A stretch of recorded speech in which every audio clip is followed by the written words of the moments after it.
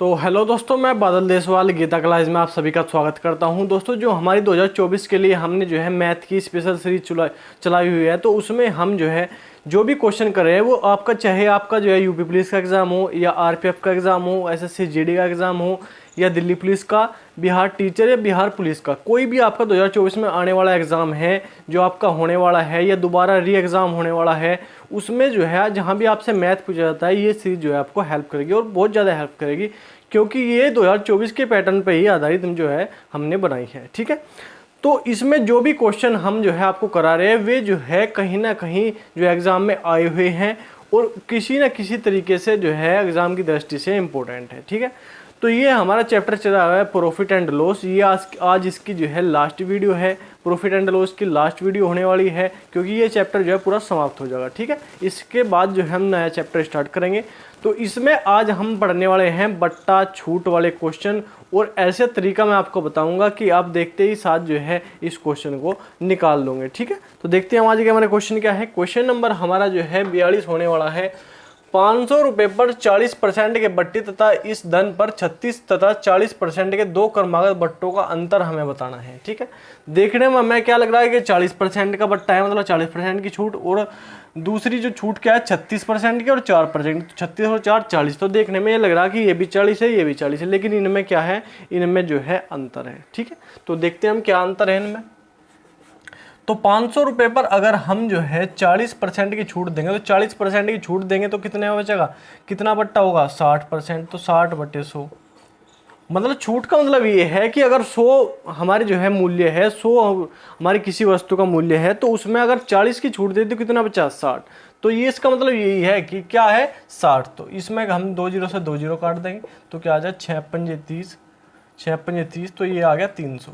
ये आ गया कितना 300, तो इसका मूल्य कितना आ गया 300। तो इसका बट्टा देने के बाद, छूट देने के बाद जो है इसका मूल्य है। ठीक है, उसने दूसरा मूल्य क्या बताया, इसने दूसरा जो है हमें छूट कितनी बताई 500 रुपये पर, एक बताई 36% की। अगर 36% की छूट हम देंगे तो कितना बचेगा 64, 64/100, और 4% की देंगे हम तो कितना बचेगा 96/100। ठीक है, तो 2 0 से 2 0 काट देंगे, 5 से काट दो इसे 5 दूनी 10, 20 बार, 10 से काट दो, 5 से काट दो इसे, 2 से काट दो 10 बार, 2 से काट दो इसे 32 बार। ठीक है, 2 से काट दो 5 बार और 2 से काट दो 16 बार। ठीक है, अब देखो 16 छिकम 96 का 6 का हंस लगे 9, इसकी गुणा हम कर लेते हैं 96 की और 16 की। 6 6 36 का 6 का हंस लगे 3, 6 9 36, 6 9 54, 55 56 57 का 7 57। ठीक है, अब 6 और 9, 6 6 6 12 और 13 का 3 का हंस लगे 1, 9 और 5 14 और 1 15, तो क्या आ गए, ये आ गया हमारा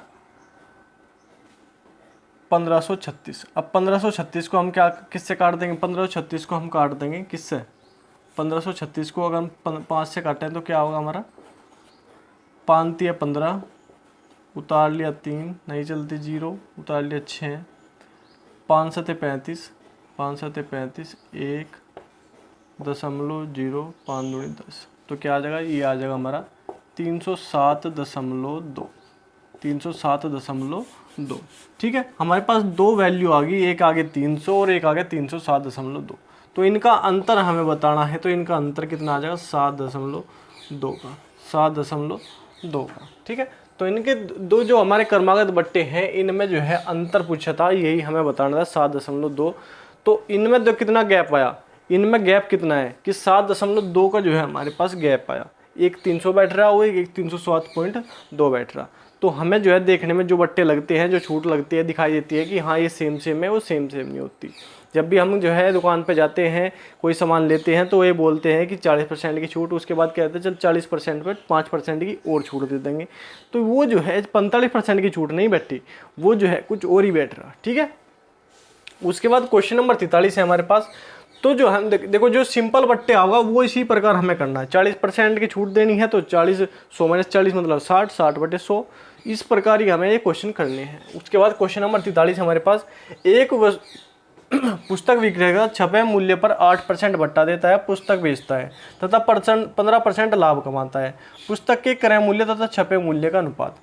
जहाँ भी आपको जो है 8 मतलब छूट दी जा और लाभ प्राप्त हो, जहाँ भी हमें छूट दी गई 8% की, तो 100 पर 8% की हम छूट देंगे तो कितने बेचेंगे, 8% की हमें क्या देती छूट देती, तो कितने बेचेंगे 92। ठीक है, तो ये जो 92 है ये क्या है, क्रय मूल्य। सिंपल सी इसको बात को याद रख लियो कि जो छूट देने के बाद हमारा आया ये क्या है, ये हमारा क्रय मूल्य है। और जो लाभ प्राप्त हुआ तो 100 रुपये पर 15% का लाभ प्राप्त हुआ, 15% का लाभ, तो ये जो आओगा ये कितना आ जाएगा 115। ये हमारा क्या है, ये हमारा क्या है, ये हमारा है अंकित मूल्य। इस बात को आप ध्यान रखो, अंकित मूल्य। ठीक है, तो इस बात को आप ध्यान रखना, जो लाभ प्राप्त हो रहा उसे 100 में जोड़ कर लिखेंगे तो अंकित मूल्य, जो हमारे पास जो हमें छूट दी गई है वो उसमें 100 में से घटाएंगे तो वो क्रय मूल्य हमने। ठीक है, इस तरह हम जो है क्वेश्चन को निकालना है।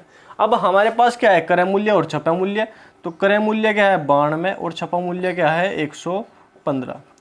तो 23 चौका 92 और 23 पंजे 115, तो 4:5 का अनुपात हमारा जो है बिल्कुल सिंपल आ जाएगा। इसमें कुछ भी आपको जो है जोड़ घटा गुणा भाग नहीं करनी, ये भी आपको लिखने की जरूरत नहीं है। जहाँ भी आपको बच लगा ये छूट है, कितनी छूट है 8% की, तो 100 - 8 क्या बचा 92, तो वो हमारा जो है उसे क्या मानेंगे, उसे हमेशा जो है हम क्रय मूल्य मानेंगे। ठीक है, और जो लाभ प्राप्त हुआ, जो 15%, 20%, 25% जो भी लाभ प्राप्त हुआ, 100 प्लस लाभ प्राप्त जितना हुआ तो 100 + 15 115 हो गया, वो उसको हमेशा मानना है अंकित मूल्य।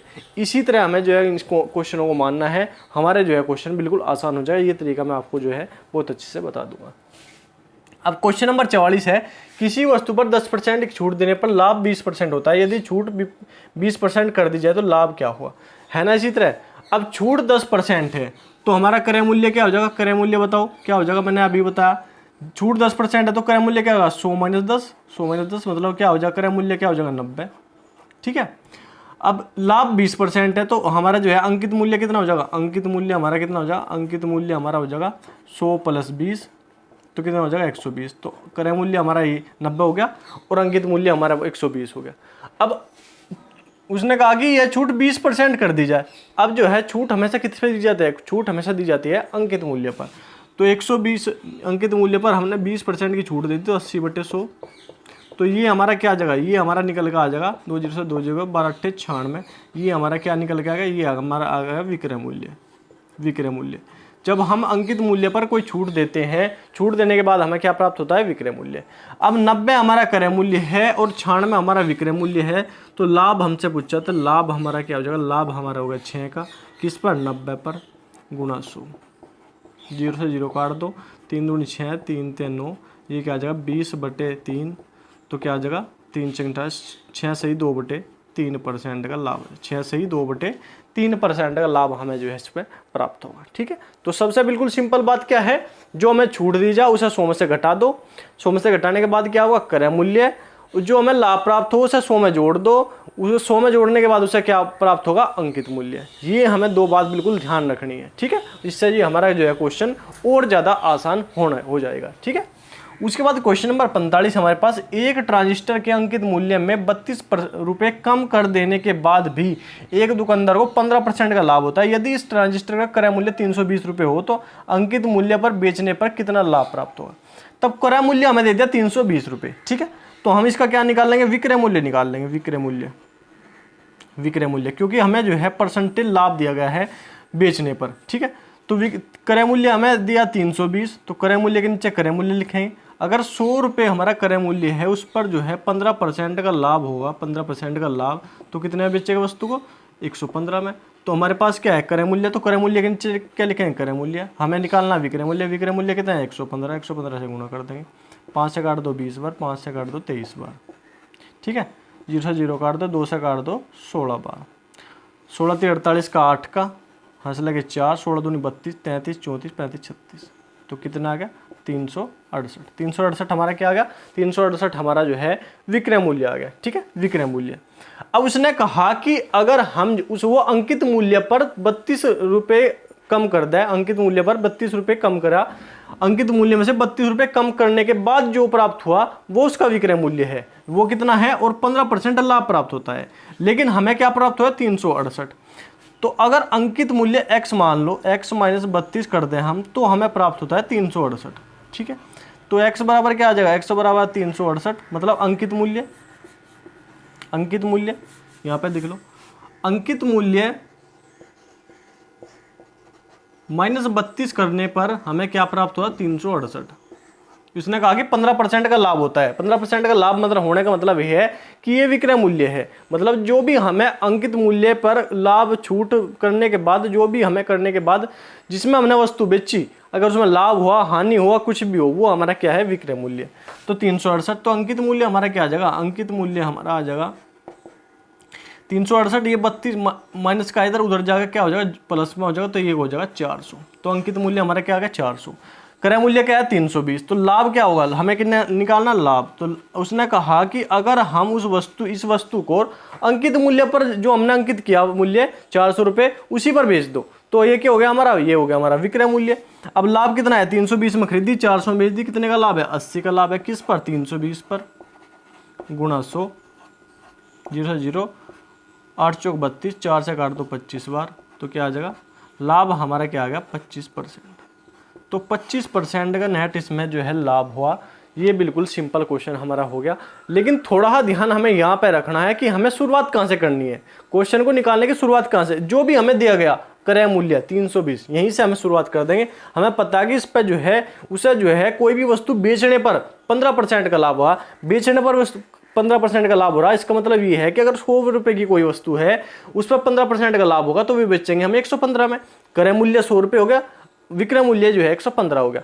अब क्रय मूल्य के नीचे क्रय मूल्य लिखेंगे, विक्रय मूल्य निकालना तो गुणा करेंगे 115 से, हमारा आ गया विक्रय मूल्य 368। जब विक्रय मूल्य हमारे पास है, क्रय मूल्य हमारे पास है, हमें पता कि अंकित मूल्य में से कोई भी वस्तु कम की जा, कोई वस्तु बढ़ाई जा, उसके बाद हम जब बेचते हैं तो वो हमारा विक्रय मूल्य होता है। उसने कहा कि 32 कम करा, जब उसके बाद हमें लाभ हुआ, तो एक क्रय अंकित मूल्य में से 32 कम करने के बाद विक्रय मूल्य कितना है, 368।